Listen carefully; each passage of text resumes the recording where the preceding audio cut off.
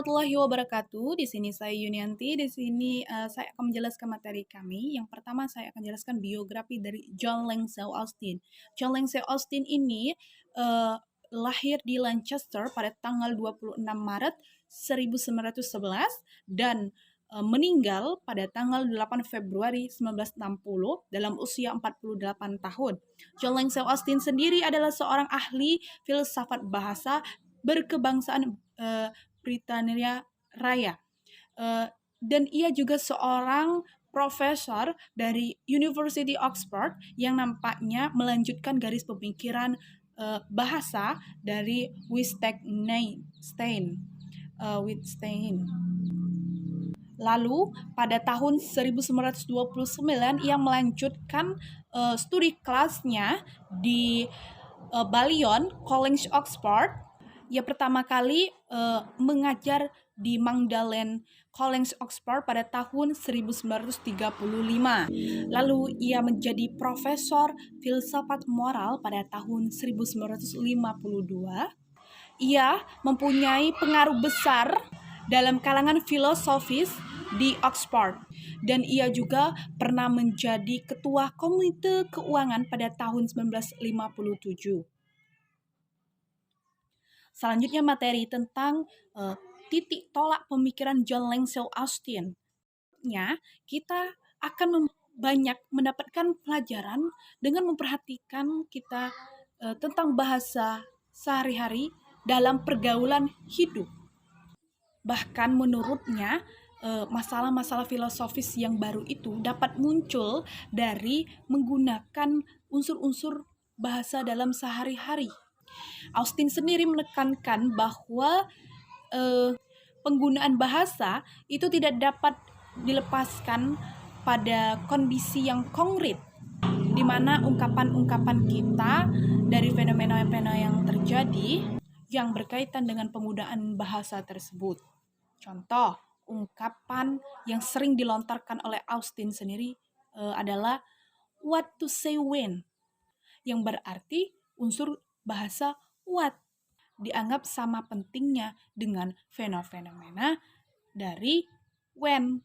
Oleh karena itu, Austin sendiri menamakannya dengan konsep linguistik fenomenologi.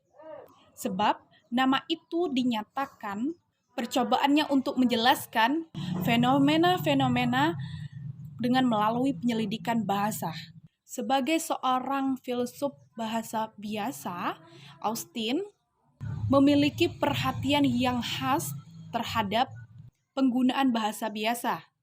Namun, Austin dalam pemikiran filsafat bahasa biasanya menaruh perhatian dan menekuni tentang pembedaan jenis-jenis ucapan dan pembedaan tentang tindakan-tindakan bahasa.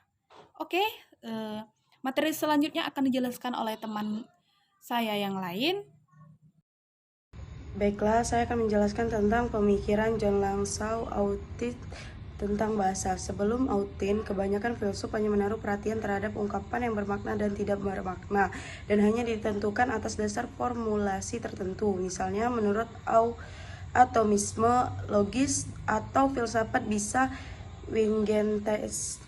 Setelah sampai di tangan Austin, perhatian tersebut mengalami pengfokusan mengenai pembedaan tentang jenis-jenis ungkapan dan tentang tindakan bahasa. Penjelasan tentang kedua pembedaan itu sebagai berikut. 1. Jenis ungkapan.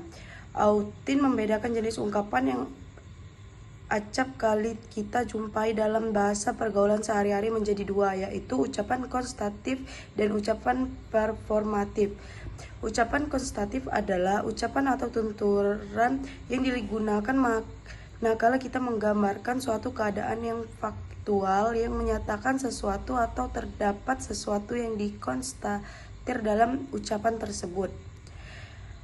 Dalam pengertian ini, ucapan konstatif memang memiliki konsekuensi untuk ditentukan benar atau salahnya, dan alam batas ini pandangan Austin masih sejalan dengan paham atomisme logik dan positivisme logik. Contoh pernyataan itu, saya melihat banyak pengendara sepeda motor tertangkap di Jalan Malioboro, Yogyakarta. Pernyataan di atas merupakan ucapan konstatif, sebab menggambarkan keadaan faktual atau peristiwa yang dapat diperiksa atau benar salahnya. Kita dapat membuktikan kebenaran ucapan seperti itu dengan melihat, menyelidiki, atau mengalami sendiri hal-hal yang telah diucapkan. Yang kedua itu ucapan performatif.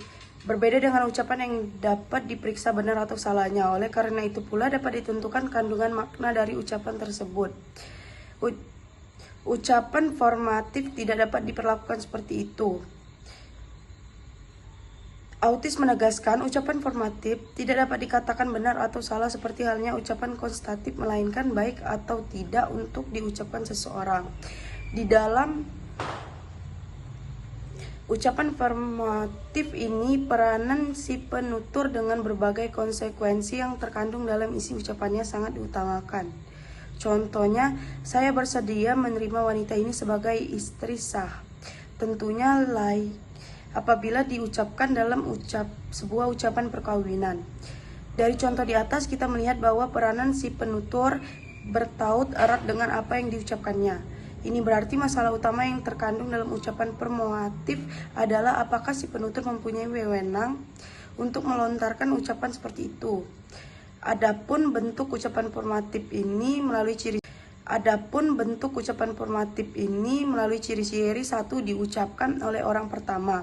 Kedua, orang yang mengucapkannya hadir dalam situasi tertentu. Ketiga, bersifat indikatif. Keempat, orang yang mengucapkannya terlibat secara aktif dengan isi pernyataan tersebut. Saya akan menyambung materi dari saudari Marcelena. Yang kedua yaitu tindakan bahasa. Dalam usahanya mempelajari tindakan bahasa, Austin membedakan 3 macam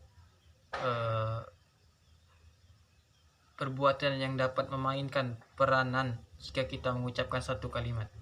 Yang pertama yaitu tindakan lokusi. Menurut pandangan Austin, tindakan lokusi lebih umum sifatnya dibandingkan jenis bahasa yang lain. Dalam tindakan lokusi, si penutur melakukan tindakan bahasa dengan sesuatu yang pasti.